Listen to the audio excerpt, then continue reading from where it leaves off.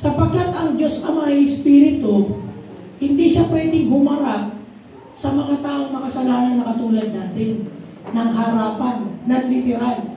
Mamamatay tayong lahat kasi banal siya. Hindi tayo pwedeng humarap sa Kanya. Kaya ang Diyos natin na Espiritu, nagkatawang tao sa pamamagitan ni Jesucristo, sa pamamagitan ng katawang lupa, para siya ay maiharap sa atin, maipako sa krus, dumanak ang dugo at mamatay sa krus ng Kalbaryo. Pero 100% sa pagiging anyong tao, siya po ay 100% Diyos din. Bakit? Ito po yung katunayan. Kung siya po ay hindi 100% Diyos, hindi po siya magiging perfect sacrifice. Hindi siya magiging perfectong sakripisyo na iahandog sa ikapagpapatawad ng ating mga kasalanan. Kasi kung hindi sa 100% Diyos, kung sinabi kanina ni Kuya Alam, kung 90% na ang kanyang pagka-Diyos, hindi po 100% na nahugasan yung ating kasalanan. Kaya 100% siya po ay Diyos. At marami pong binabanggit sa talata sa Biblia na ang banal na Espiritu ay Diyos. Direktang sinasabi po yan. Hindi lang po natin masasabi isa-isa. Ang Panginoong Jesucristo ay Diyos. Ang Diyos Ama ay Diyos. Pare-parehas po silang Diyos pero iisa.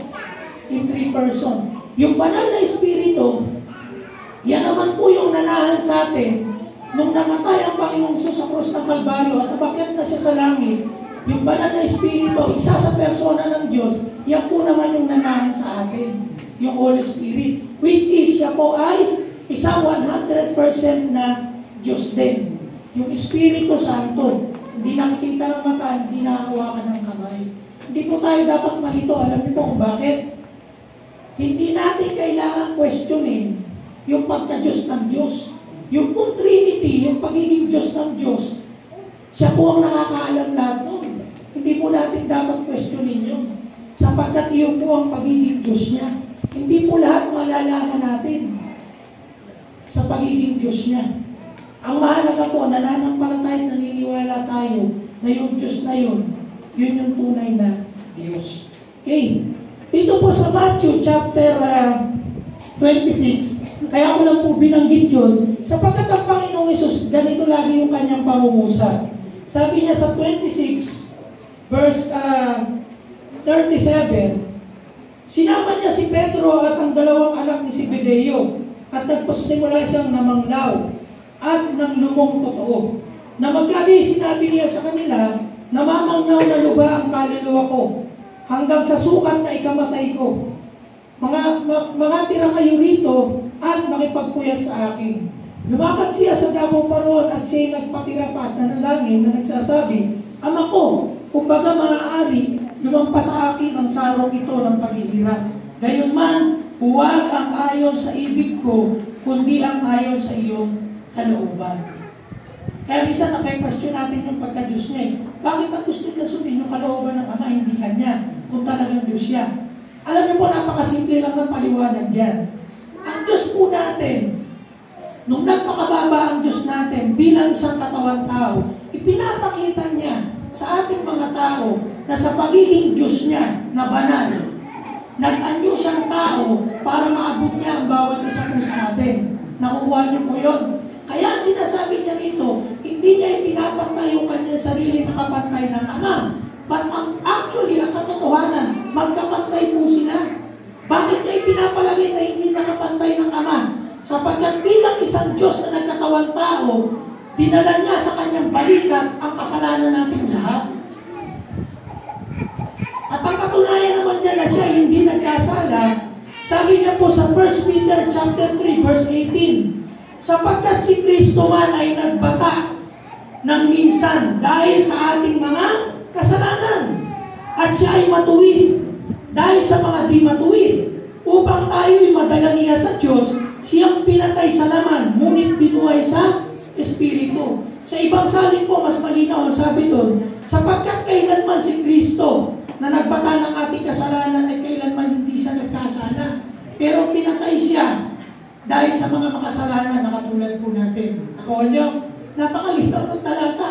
Hindi po siya nagkasala. Ibig sabihin, hindi siya tao. Diyos siya.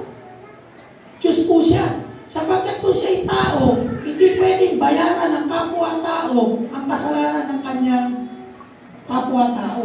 Ang pwede lang magbayad ng kasalanan natin makapagpatanggal nito ay hindi tao. Diyos na nagkatawang tao. Okay?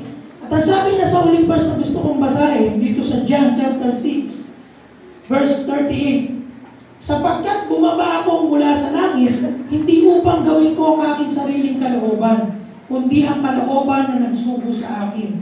At ito ang kalooban na nagsugo sa akin, ang Ama, na sa lahat ng ibinigay niya sa akin ay huwag kong iwala o mapahamak ang sino man, kundi ibangon sa huling araw. Sapagkat ito ang kalooban ng aking Ama, na ang bawat nakakakita sa anak at sa kanya'y sumasampalataya ay magkakaroon ng walang hanggang buhay at akin siyang ibabangon sa huling araw. Tingnan nyo, Panginoong Isus mismo ang sinasabi niya rito, naparito siya para sundin yung kalooban ng Ama. Pero pag binasa niyo yung mga sumusunod na verse, ang sabi niya dyan, yung sumasampalataya daw. Sabi na dito, ulitin natin. At ito ang kalooban na nagsugo sa akin, na sa lahat ng ibinigay niya sa akin ay huwag kong iwala ang anuman, kundi ibangon sila sa huling araw. Sapagkat ito ang kalooban ng aking Ama, na ang bawat nakakakita sa anak, sino ba ang anak? Ang Panginoong Isus, di ba? At sa kanya'y sumampalataya, ay magkakaroon ng walang hanggang buhay. Sino nagbibigay ng walang hanggang buhay? Ang Panginoong Isus. Ngayon, meron pang taong kayang magbigay ng walang hanggang buhay? So, sa mga tuwid, Diyos yan, ang Panginoong Isus. Malinaw po yan. At sinasabi niya rito, at sa akin, at sa huling araw, ibabangon silang muli silang bubuhay. Hindi na sa physical, kundi yung ating walang hanggang buhay sa piling ng Diyos sa langit.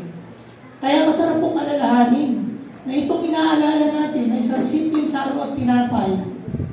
Ito po ang simbolo ng isang tunay na dugo ni Kristong banal na Diyos, na katawan, na banal, na pinahirapan para lubusang mapawi ang ating mga pagkakasala at tayo magkaroon ng kaligtasan sa langit.